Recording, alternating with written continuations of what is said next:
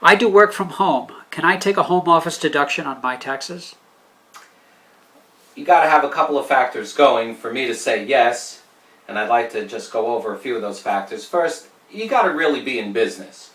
Second, you need to have a dedicated room, and by a dedicated room I mean used regularly and exclusively for business, so not a room with a TV and a bed.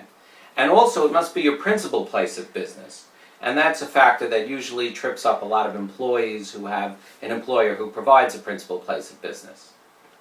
How do I determine how much to take as a deduction? The common method is to use square footage. So as a basis for understanding, you would take a look at the square footage of your office and compare it to the square footage of the whole home. In the example that I have here, we used an office of 200 square feet and a whole home of 500 square feet, giving you about 13% as your factor for determining the home office deduction. But I'd like to complicate it a little bit. Let's say you're a dentist or a lawyer, and you have people visiting your home on a regular basis, and you're using the common areas like the kitchen, and the clients use the bathroom and the hallways. What do you do with that? So first you got to figure out the square footage. In this example we added up the kitchen and the bathroom and the hallways and said it's about 500 square feet.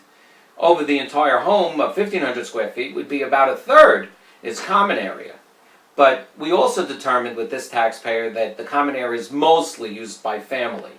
And after extensive conversations, we decided that if we're going to use 13% for the office, we're going to use about 5% for the common areas, totaling 18% is the factor we're going to use. Let's go over to the chart because I want to show you about mortgage interest and real estate taxes.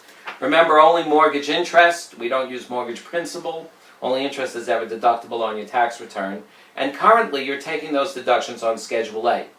So if we take 18% of mortgage interest, which is $1,620, and 18% of real estate taxes, it's $1,440, and also the house insurance, repairs, utilities, landscaping, and a cleaning lady, this whole $20,700 of expenses comes to about $3,726 as the home office deduction.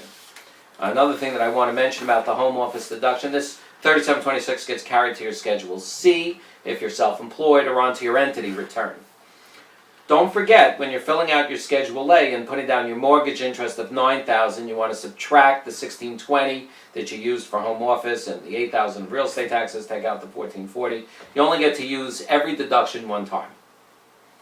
I have some final thoughts here about the home office deduction. One of them that's very important is the home office deduction can never take the profit and losses of the business below zero.